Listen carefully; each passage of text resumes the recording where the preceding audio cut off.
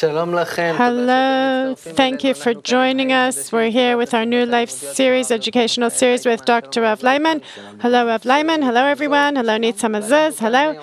And here we're organizing our life. You're welcome to join us. We want to talk today with Rav Laitman about the Seder Passover, how we can arrange our lives in an upgraded manner to take our life as individuals and together as one Israeli family to a new place, a new life. We'll define the situation we want to get into the picture with us, and let's flow together. Nitza. We want to invite you to an Israeli family. It's called the Israeli family. I can represent the mother, and Oren can represent the father. We're inviting 30 people. They're, of course, all family. They're coming from all over the country, from all directions, to this special Seder, Passover evening. They're all prepared for this evening.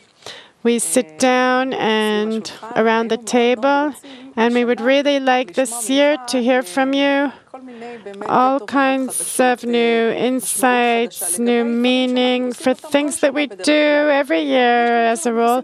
But there's things that we do in automatic.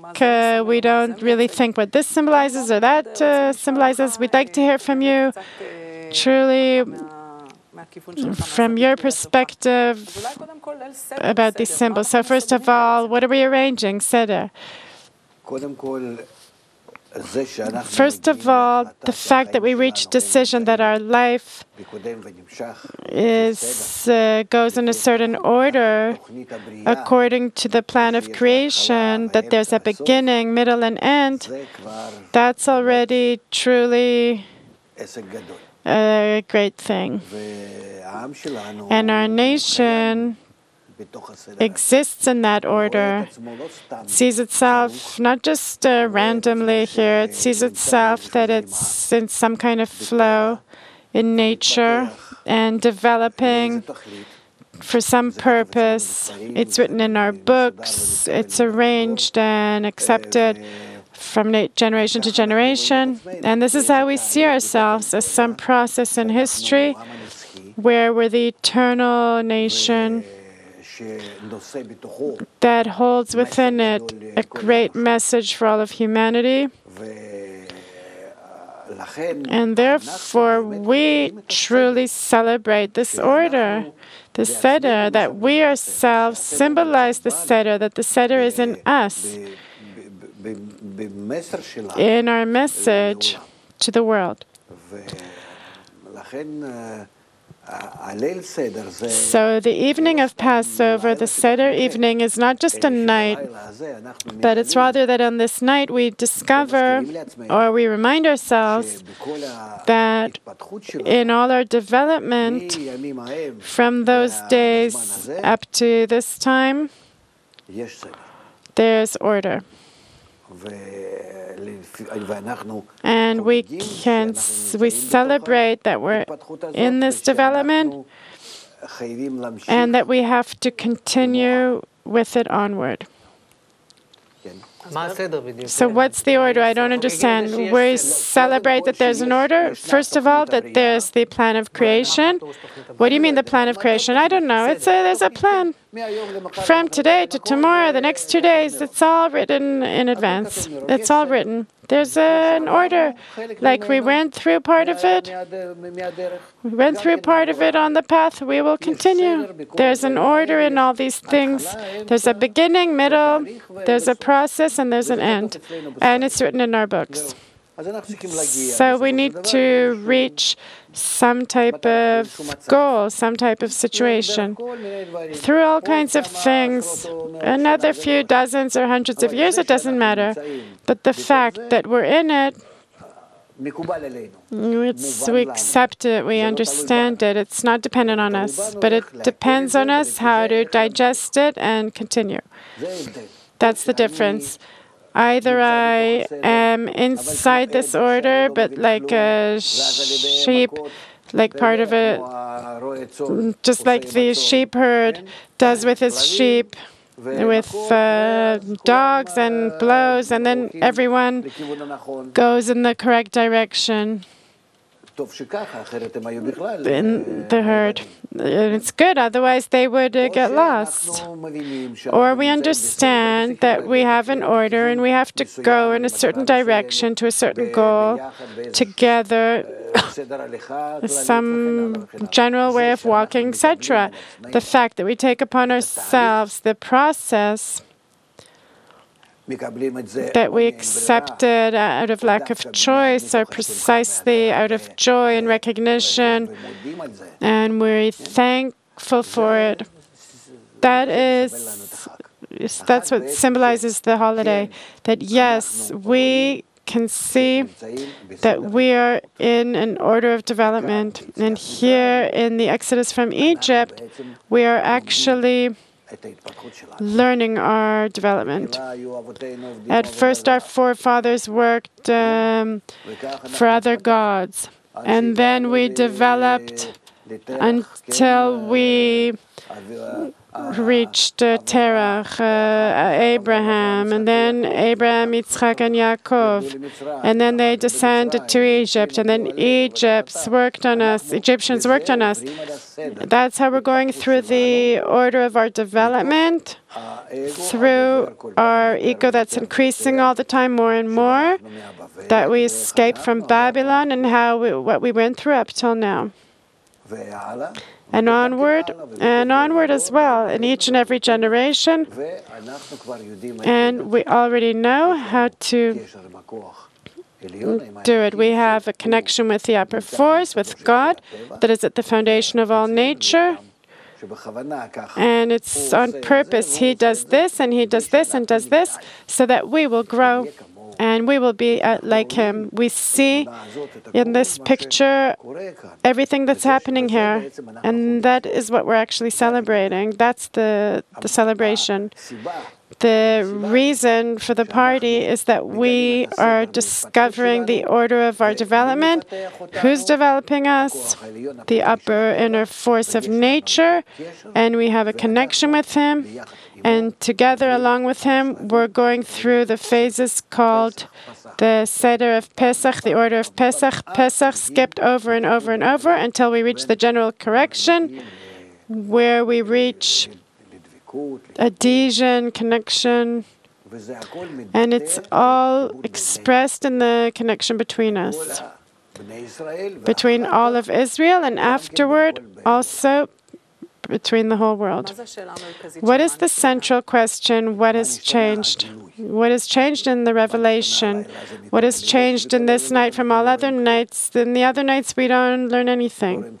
We don't see anything. And this night, we've reached through this great darkness, we've reached a decision that we have to rise up to the will to bestow. I have a question. I see in this whole description that you're like in school and everything, like they always told us, you're looking at our nation and what it went through and what we reached, etc. And always on the Eve of Passover, I have a feeling, and probably many other people do, that as if, okay, we have to sit down with the uncles and aunts once a year, and it's nice and everything, but there's like everyone's sticking to that's what they do, I know. He's going to be there, they're going to be there, their kids and grandchildren, etc. And there's always a feeling, I remember when I was little, that there's like some scene that we have to go through together that's connected to our people and our history and stories, what was once upon a time. But it's like, come on, okay. When will it be over? Like, when are we reaching the food? That's also true. Yeah, there's some people that have a question, not just when we're reaching the food, but when is all this going to be over, the food? I remember when I was a little bit younger and energetic, when will it be over? I'll go with my friends to eat somewhere else, to eat some more normal food. In all these holidays, especially, we feel it, but especially in this holiday, because it's the holiday, the most obligating holiday. You can't get away from it. The whole country. I remember on our settlement, the moshav where we lived, in every house, there's a few dozen There's a scene of a few hours here, there are a few hours there, and I, as a youngster, I asked myself, when will this tradition be over, and I'll go do something else with my friends. The question is, with all our forefathers and all those things, is there something that's relevant for our life now? I'm looking, I respect the stories and everything, but it's sort of like from the old days. The question is there something in this Passover Seder that can give us something practically today for life? Because we're dealing with practical issues here. Is there something actual for our lives, or is it has to only do with our forefathers? That's why it's called order, Seder. Today we're going through that same order. We're part of that same order. So what's the order? That's what I'm trying to verify. Do I need to do something? Once it was revealed in our development, that suddenly we grasped, oh, there's in our development a process. This process is truly, it's known in advance. We go through this order, we don't have any choice. We have to go from stage to stage. There's stages where we develop just like that. Like animals, there's stages where we start to see, like when we left Babylon, that we have to go above our ego. We have to escape Babylon, it's called. We don't take something from Babylon, we just escape from there. Where's Babylon? We're talking about 2013 Israel. It's not important, but that's what I'm asking. Is it just questions about Babylon and Egypt from the old days? Egypt, right now there's revolts there in Egypt. I'm asking about the order. There's riots there. What order? I'm an organized person. I like order. So I'm asking, is there something for me today in this Passover evening?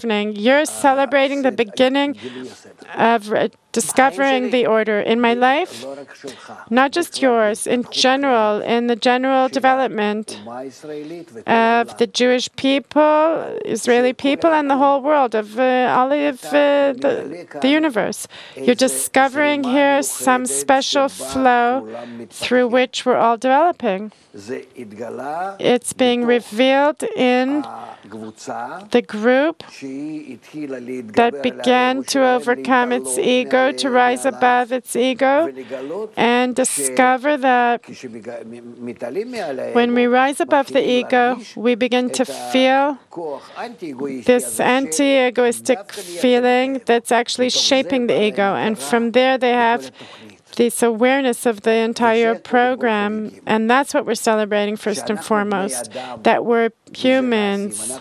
This makes us human. This makes us free people. I want to be free. I want to be a human. I want to discover it. So first you have to discover where you are. Where? That you exist in a process that all of humanity is going throughout all the generations. And in this process, all of humanity, apart from a small group, is going through all this development, just like a creature, like a herd. And there's some people that have started understanding the order in creation. That's what we're celebrating, even though we're in exile, meaning in darkness, and we don't understand and we don't feel this order, but we can discover it. That's what we're celebrating as well. That's what we have a connection with. Some people discover it and know it and go through it and even manage it. They're going ahead before the others. They're pulling everyone after them. And there's some that understand that it's worth it for them to join those same leaders. And And there's some that don't know why, but still they're celebrating. They still have some connection to it. And then there's the rest of the world. That's the opposite. They're not yet, they haven't recognized that there's order in the world. So that, first and foremost, we're celebrating. That's what the Eve of Passover is. So I'll say what I understood. I understood that there's order in the world, in life, the process that's happening. I understood that we can discover this order, and that if you excel at this, you can even manage this order. Great. So the Eve of Passover is dedicated to this. The order, you're at our table. Does the Passover Seder symbolize this? Who depends who's around the table. It's an average family. Tell him who's at the family table with us. I get it. It's okay. It's an average family, bourgeois. So the symbolicness that you described is what symbolizes this holiday, actually. It's not symbols. It's our life. We have to celebrate that we have an opportunity to connect with the source of life, to the engine that's operating this plan, to this program operating in nature. And we can work with this program in a collaborative manner so it will be pleasant, simple, easy. Even if we have Yam Suf ahead of us, we go through it. Even if we have the ocean ahead of us, we go through it as if we're on land. So that's the essence of the Passover Seder. We have a goal in front of us. Why did we escape from Egypt? We could have stayed in Egypt. We had everything there. We remember how they screamed from the desert. We had meat and garlic and everything. Why don't we go back to all that? We're going back to the meat pots, that we have a very nice goal that we can reach, and it's close, it's in our hands. We achieved things, we have a plan to go forward from here to good. So I like this Passover Seder. So why are you escaping? I understood how to do this Seder. I want to make order. That's what we need to talk about. That's what we want to understand how to do. Now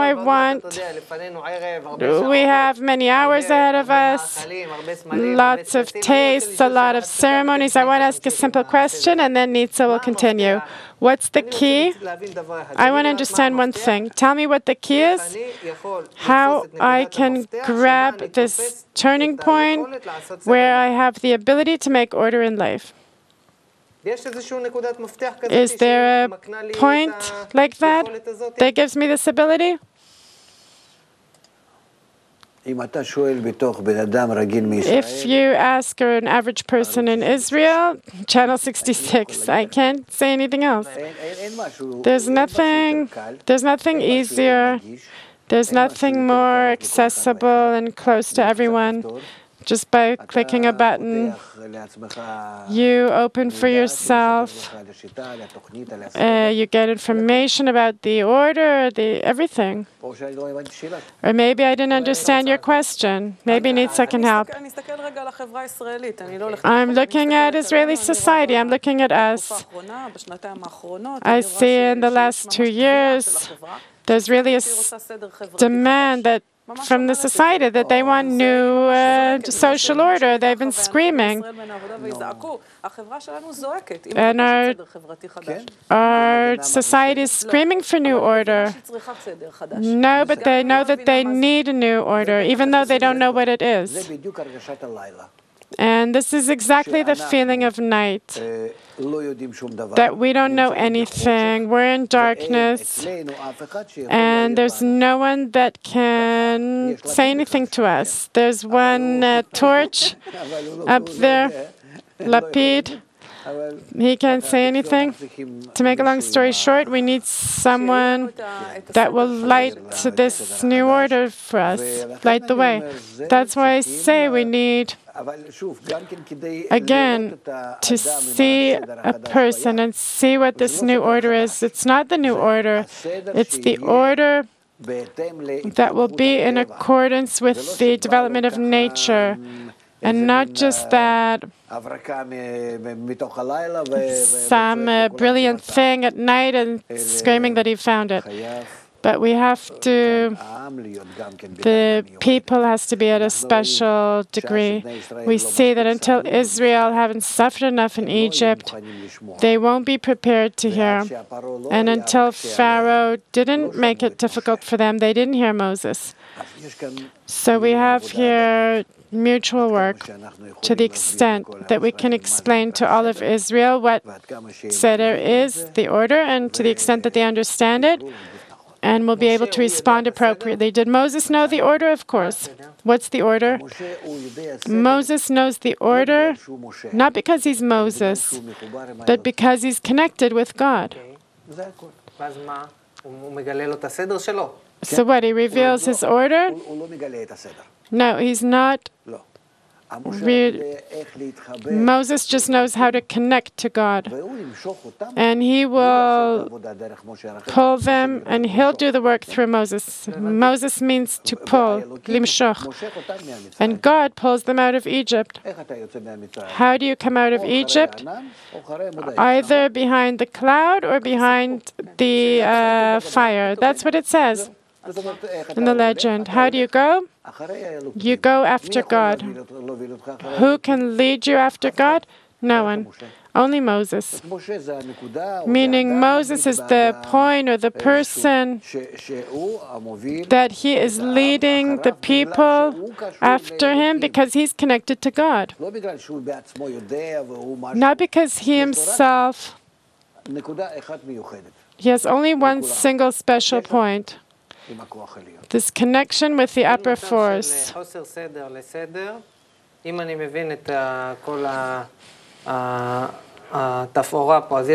If I understand everything that's happening here, I have a status in Egypt where it's a total mess. We need to get out of this darkness to something else. And in the middle, whoever's conveying from the status of darkness to the order is Moses. Did I understand the picture? Yes. No, it's not just, he's not just conveying it. This Moses is not just grabbing them in Egypt and starting to take them out. He's also afterward taking them up to the entrance of Israel. And there his job is over.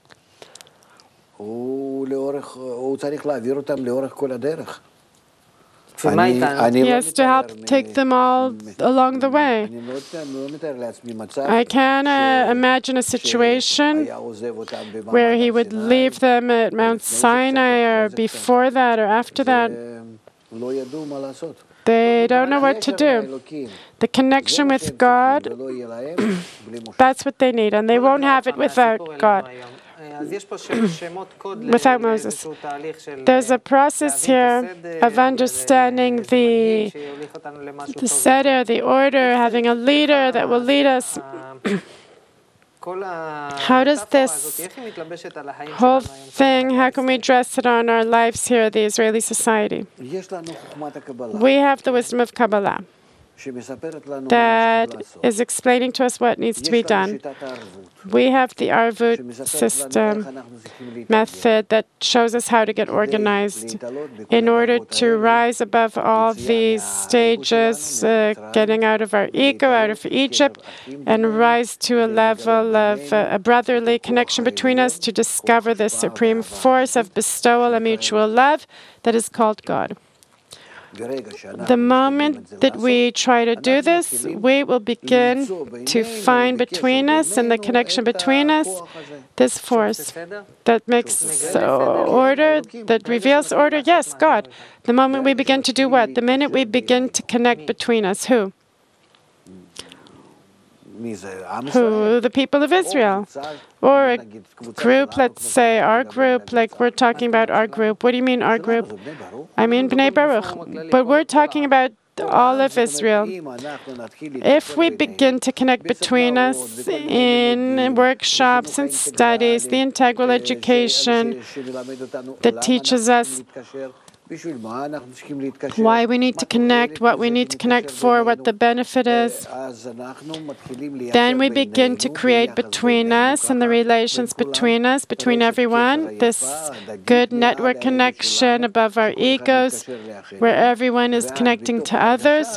And then in this general feeling, we begin to discover there's some general heart and mind that's common to all of us, above the growing ego.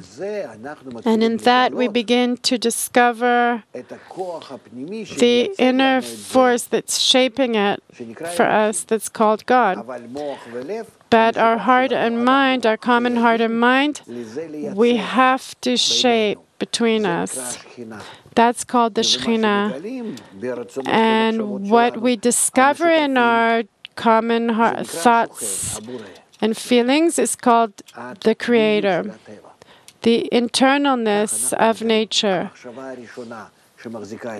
the first thought that holds all of creation and passes it through this development process.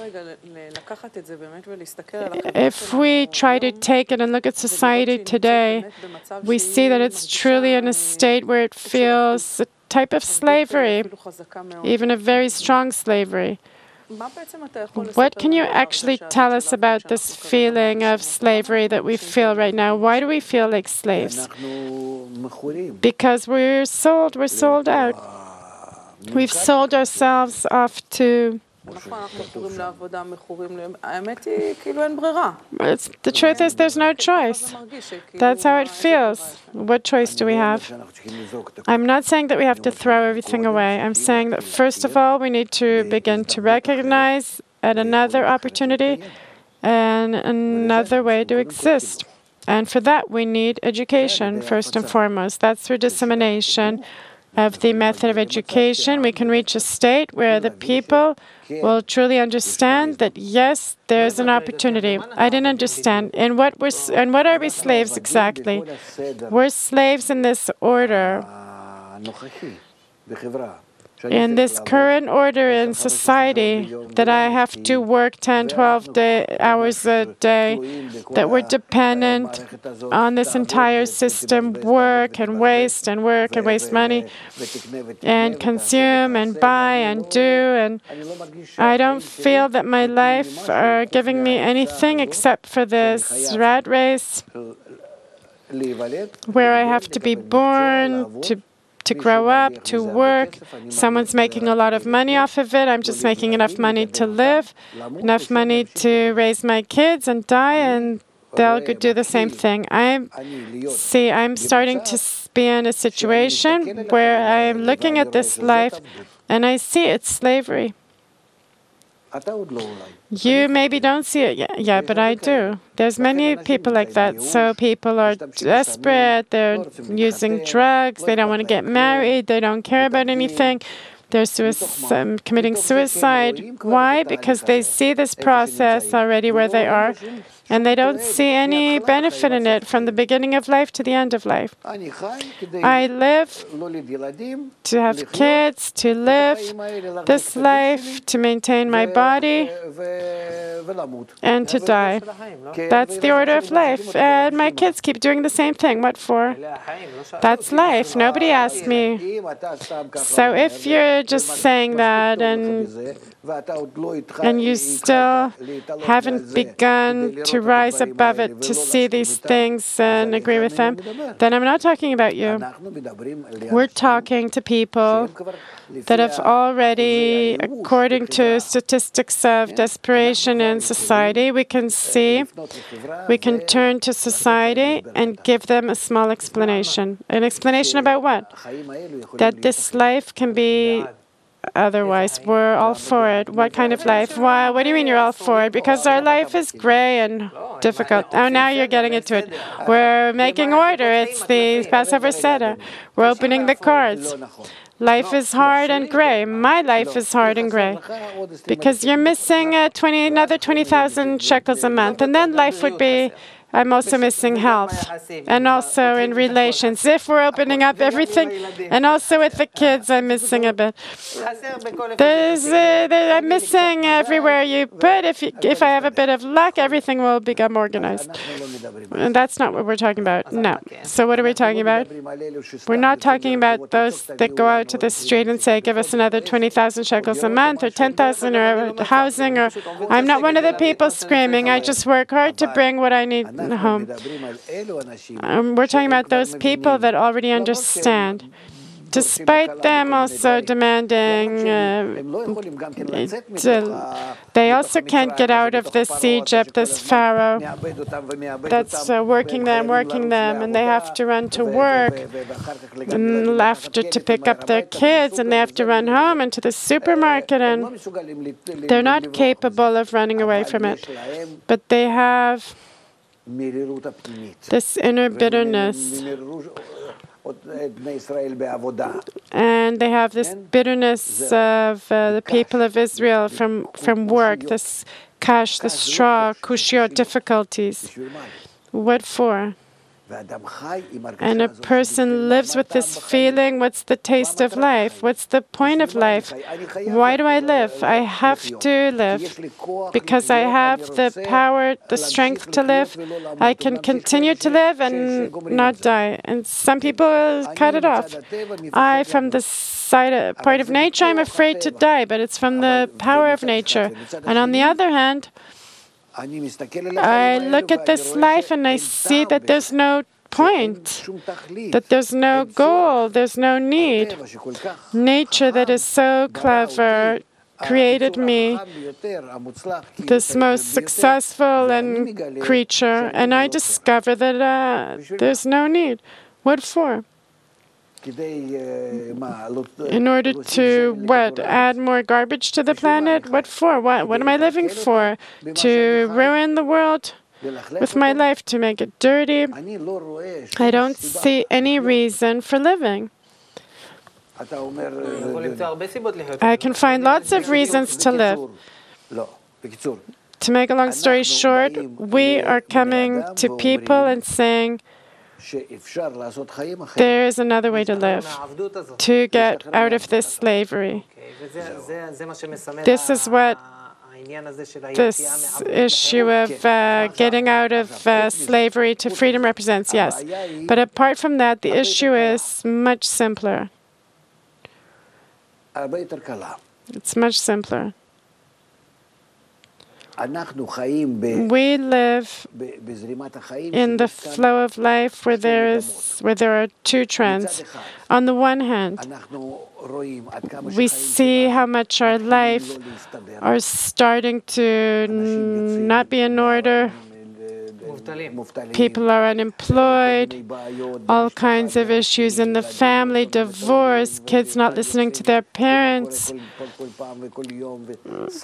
and drugs, and the nation of Israel, there's problems with the neighbors. That's on the one hand. The problems are external, that keep increasing. And on the other hand, we have the internal problems, where each time I keep asking myself for what and why, and I don't want that life. From both sides, they're closing in on me.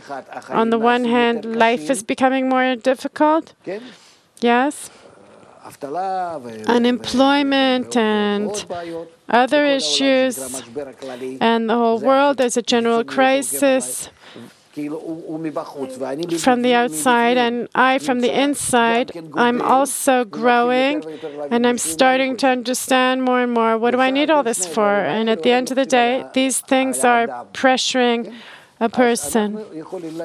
So we can either approach it either from the internal solution and say what you feel, that it's not worth it and what's the point, and we can give you a solution from that side. There's people that feel it more, people that are more developed, and there's people that are just having a hard time in life. They feel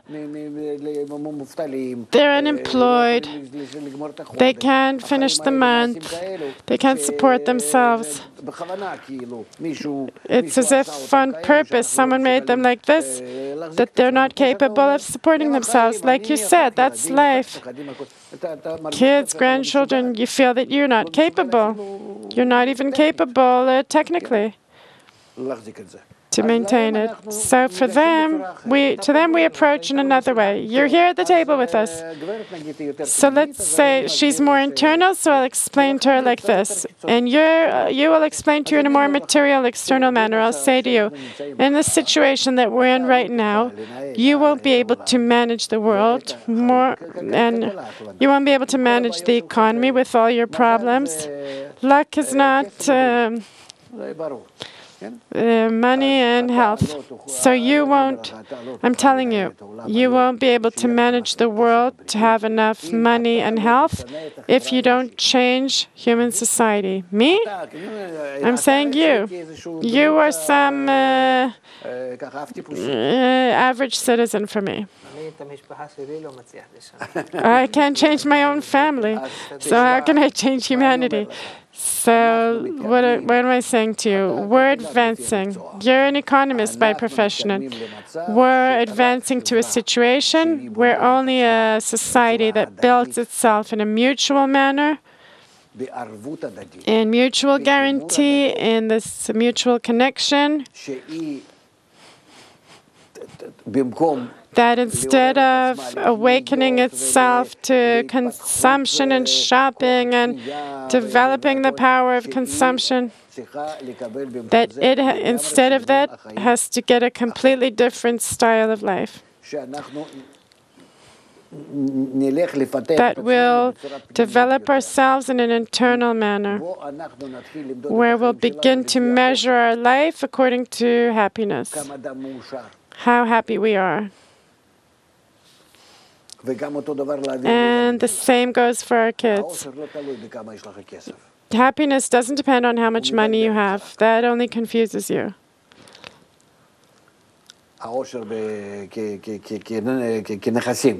Happiness as assets.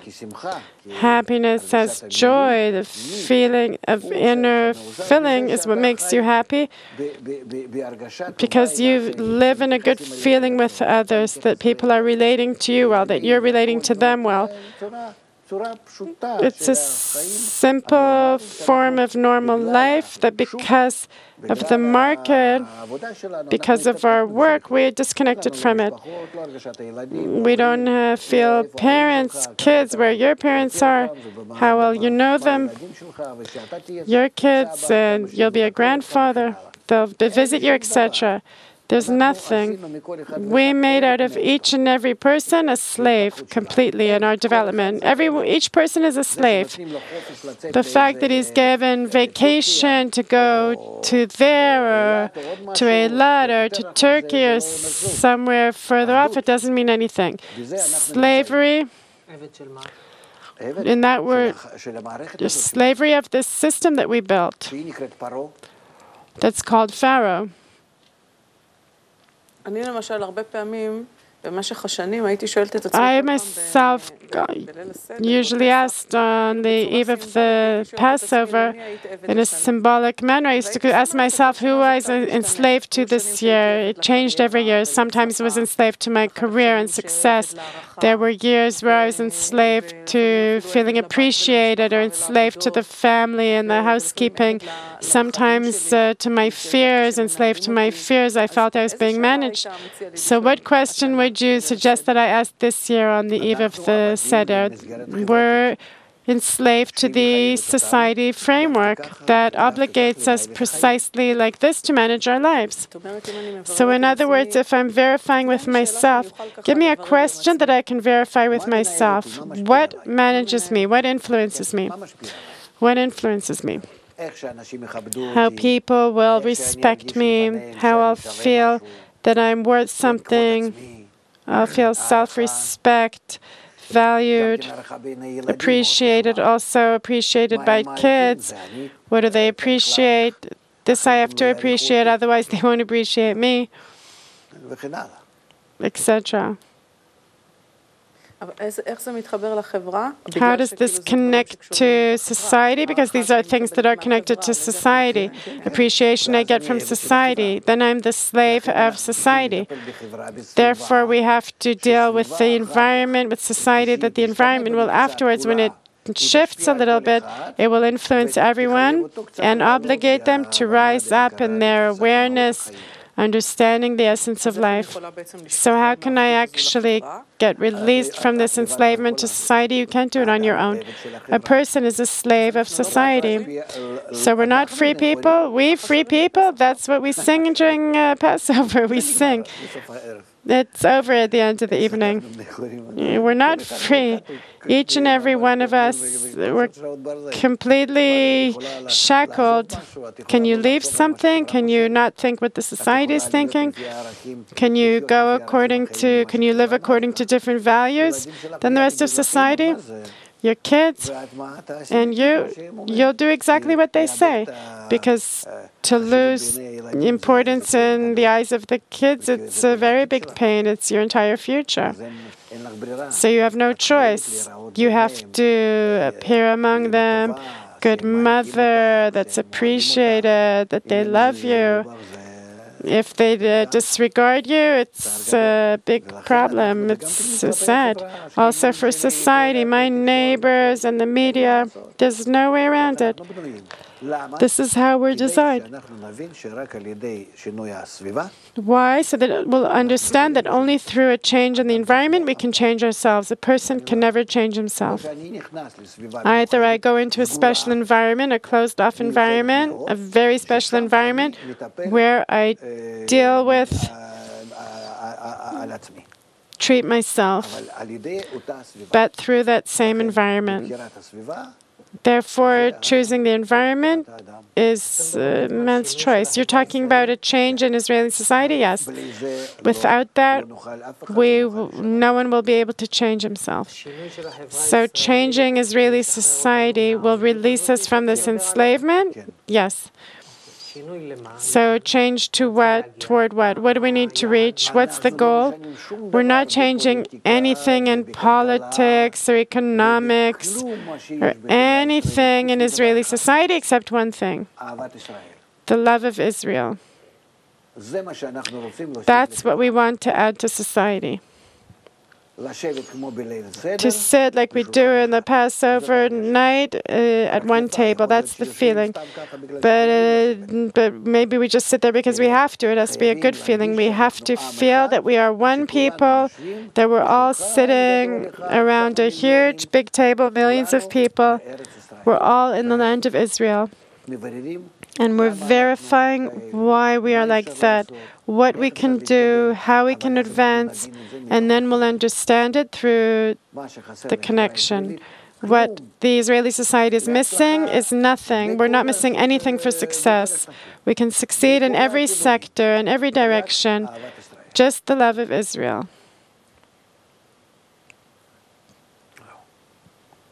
That's why we called ourselves a society of arvut, mutual guarantee, that we're a type of society that it advertises this opinion and also teaches in all kinds of channels. So good that you're here with us at the Seder table. We want to give you the first challenge, the love of Israel. We got it. That's the goal. Now, we have had 4 glasses of wine. Let's open the cards. We're 30 people, relatives around the table, and you joined us. And if we're already talking, we want to take advantage of you being with us here. We have a lot of lack of love of Israel here. There's this aunt and this brother-in-law and his son and his brother. And if now I would X-ray the map of connections between us, you discover that there's lots of short circuits here, there. The entire nation is around the table. So by chance, there's 30 people here. So what do we do with those sentences like, excuse me, I won't say it. What do we do with sentences like, just add love of Israel? We're here once a year meeting. Part of the people will also be here during Rosh Hashanah, the New Year. And sometimes precisely this get-together brings things to the surface that we'd rather forget. That's clear. So you, as an expert in relations between people, what do you suggest that we do? How do we advance from this place to toward the change that you're talking about? Only through education. We want to be educated, educate us. So for that, we need to have meetings at least a few times a week. Once a year, we can't stand it. Okay, so let's do it, each one in their home or from someplace, through the internet. We can do it through the media. That's afterward. Right now, we're during the Seder. Get into the picture. We're at the tables in front of us. What can we do differently toward this new change that you're talking about in Israeli society, that we're just adding one ingredient of connection, warmth? We're not sure that we'll succeed. We're skeptical, but we're going with you. What exercise can you give us at this long table so we'll start to taste something from this method?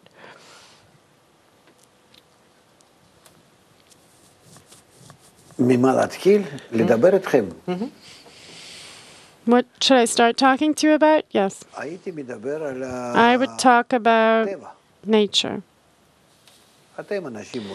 You're modern people, you're smart, you all finished school at least, you remember something from there, you hear from the whole world, and all the levels of nature that are connected, how much humans are connected, and the inner connection between them, and how our thoughts and desires are floating around the world, how much the media today exist in one network around the world. We cannot imagine our world without the internet. We see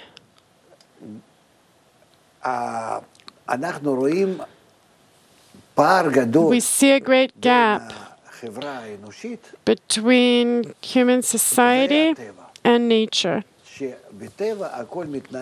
That in nature, everything works according to completion.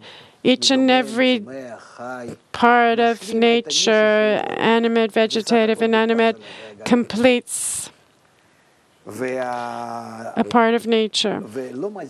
And they don't harm one another. They help each other exist. Even though they eat someone, he cleans from him according to the laws of nature. He deserves getting this deer, this old deer, this wolf, or lion, etc. That's how everything's arranged, in harmony and in balance. A person has no balance in nature because he has a desire. His desire is beyond his needs. Beyond his needs. A person, in order to reach balance with nature, has to know, to feel the general nature. Then he won't harm the ecology. He won't suddenly have tsunamis, hurricanes, all kinds of things breaking out. Look what's happening with human society. The more we advance in technology and everything, it's only for our detriment. Look what's happening. Look what we've reached. In every place there's riots, wars. Everywhere they're talking about the atomic world war, the nuclear war. It's terrible. Look what's happening with the younger generation. They're divorcing, they're depressed. Why is this happening to us? What's happening with creation? Who? What? Just the opposite. We're the most poorest people because we cannot manage our egos. And we don't even think about it. We're just going with the flow. Now, there's a lot of research about this, about the fact that this is truly the reason for all our troubles, our ego. Is it possible for not our ego to manage us, but for us to manage the ego? That's it. If we looked at the world like this, there was like a ball. I swallow it. The entire world you could swallow. And then from today onward, we begin to behave in a different way. Sorry, not a ball, a pill. That we'd feel good. We'd swallow a pill and we'd feel good. And not that everyone would break out with their ego, that each and every person would manage themselves in such a way that they would precisely fulfill his niche in this huge puzzle of humanity. How do we fill it? How do I see this form of all of humanity that's 7 billion parts? Who can do this? They say it's very simple. It's simple. Precisely. There's two conditions. There's only two conditions. What's the first? First condition is that you have your basic necessities that are food, sex, family. That's what your body needs. Those are your bodily needs. You have a normal supply of that. What you need, that's what you need to receive. 2,000, 2,500 calories a day, it's not important. You need to receive. This needs to satisfy you. This is called having a home and a family and food, clothing, health, those social things. You need to receive all that. That's because first and foremost, we exist in the body. Food, sex, family. They're arranged according to the demand, the natural demand in a person. Apart from that, we have other desires that don't have anything to do with this level of our body, but the level of speaking. These desires are money, respect, including control, and intelligence. These are things that animals don't have, only people have. And I need to use them as well, but to use them, but in a way that will be good for others. To get into that niche where I am fulfilling myself in food, family, sex, I'm existing as part of the puzzle.